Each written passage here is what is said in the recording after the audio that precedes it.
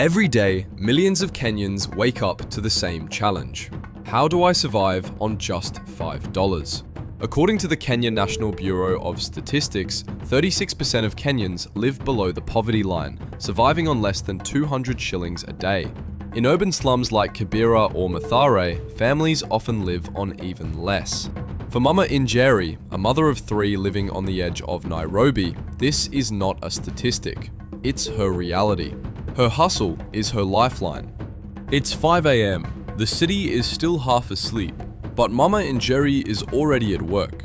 $5. It sounds small, but for Mama Njeri, every coin has a role.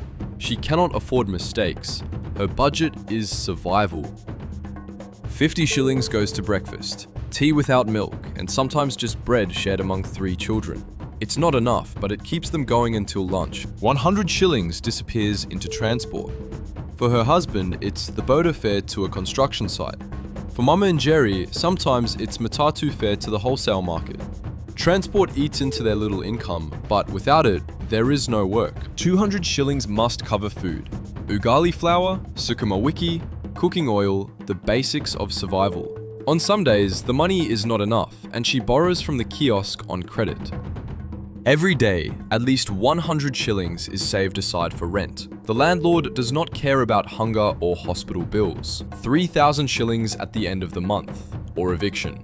Rent is the silent shadow behind every hustler's budget. When she can, Mama Njeri puts aside 50 shillings for her children's schooling.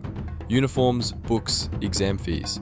Education is her dream for them, but it's also her biggest sacrifice. Some days, school must wait so the family can eat.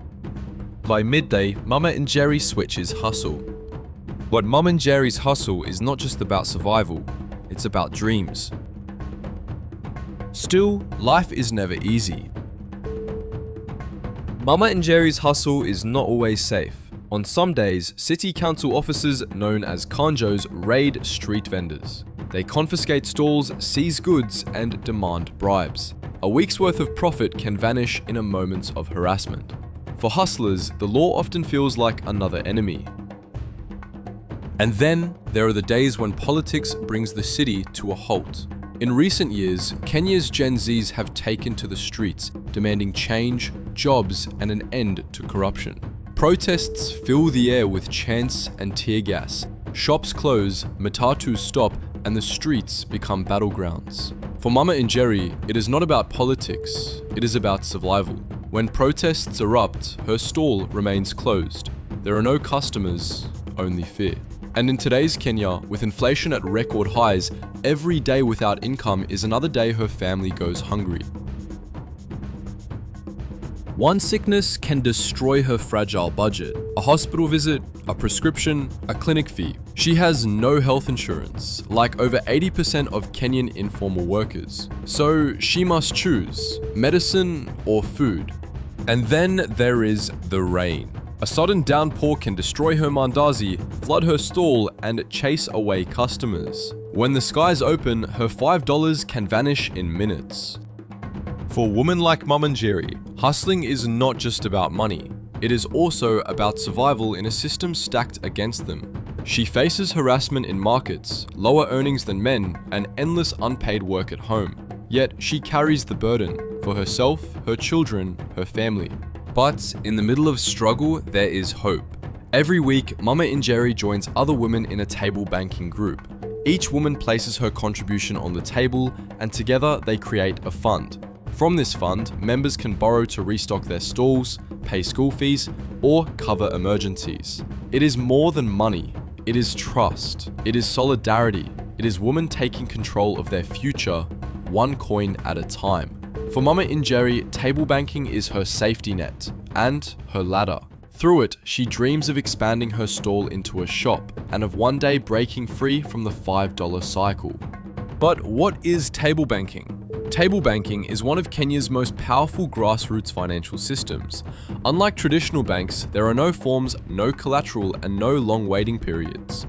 Members, mostly women, meet weekly or monthly. Each contributes a fixed amount, places it on the table, and immediately loans it out to those who need it. The loans are repaid with small interest, which grows the group's collective savings. By the end of the year, the money on the table has multiplied. According to Kenya's Ministry of Gender and Social Development, over 800,000 women participate in table banking groups across the country. For women excluded from formal banking, this table becomes their bank, their credit, and their chance at independence. For women like Mama Njeri, table banking is more than saving. It is survival, empowerment, and hope. First, it provides easy access to credit. In Kenya, only 1 in 4 women have access to formal bank loans. But in table banking groups, every woman can borrow, no collateral needed. Second, it creates a social safety net. When emergencies strike, hospital bills, school fees, or food shortages, table banking ensures no woman is left behind. Third, it finances education and growth. Studies show that over 60% of loans taken in table banking groups are used for school fees and small business expansion. This means children stay in school and families stay afloat. Finally, it builds discipline and unity. Regular contributions teach saving habits, while group meetings build solidarity. It is not just money on the table, it is women lifting each other up, coin by coin. Across Kenya, table banking has turned kitchens into classrooms, kiosks into shops, and hustlers into business owners. It is proof that when women pool their strength, they can change entire communities. Even with so little, Mama Njeri still gives. A mandazi for a neighbor's child, a spoon of sugar for a friend. She knows what it means to lack, so her survival is tied to kindness. In her world, sharing is not charity, it is survival together. On Sundays, Mama Njeri puts on her best dress and walks to church. Her coins may be few, but she gives what she can. Faith is her fuel, a reminder that even in hardship, there is hope. The hymns, the prayers, the community, they carry her through the week. As the sun sets and the store closes, Mama Njeri returns home with tired feet and a pocket of coins. It is not much, but it is enough to keep her family moving forward. Her children gather around the small wooden table, still in their worn uniforms. They share stories of school, their laughter filling the one-room home. For Mama Njeri, $5 is not just about today, it is about tomorrow, her children's dreams.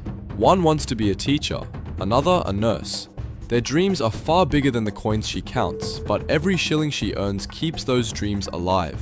In this dimly lit room, between hope and hunger, Mama Njeri sees her reason to keep hustling, not just to survive, but to give her children a future beyond $5. As darkness settles, her husband returns from his own hustle.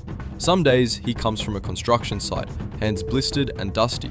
Other days, the day's work brings nothing at all. Together, they pull what little they have, his few crumpled notes, her coins from the stall. It may not be much, but it is the family's survival fund. Around the small table, they share ugali and sukuma, laughter from the children softening the day's exhaustion. For Mama Njeri and her husband, partnership is not built on wealth but on endurance. Each day they fight, side by side, to stretch $5 into a future for their children. Kenya is a nation of hustlers. The informal sector contributes over 80% of employment and nearly 1/3 of the country's GDP. Yet, most of its workers live hand to mouth. For women, the gap is even wider. Research shows that less than 10% of women-owned businesses ever access formal bank loans, forcing millions to depend on small savings groups and personal networks. At the same time, Kenya leads Africa in digital finance. With over 30 million active M-Pesa users, even the smallest hustler is connected to a financial system larger than themselves. This digital revolution holds the power to transform how families like Mama Njeri's move money, access credit, and invest in their futures. But technology alone is not enough.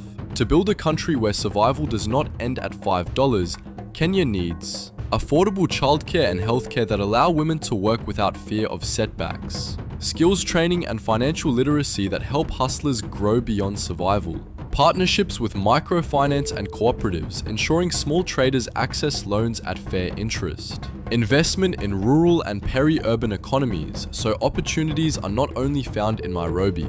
These steps are not charity, they are strategy, because when women like Mama Njeri thrive, entire communities rise. Their children stay in school, their savings ripple into businesses, and their dignity becomes the foundation of national progress. Kenya's story is not just about surviving on $5. It is about building a future where every hustler has the chance to earn, grow, and prosper. Thank you for watching Mama Njeri's story, a glimpse into how Kenyan hustlers survive on just $5 a day. If this story moved you, don't let it end here. Hit like to support the hustle. Share this video so more people can see the resilience of everyday Kenyans.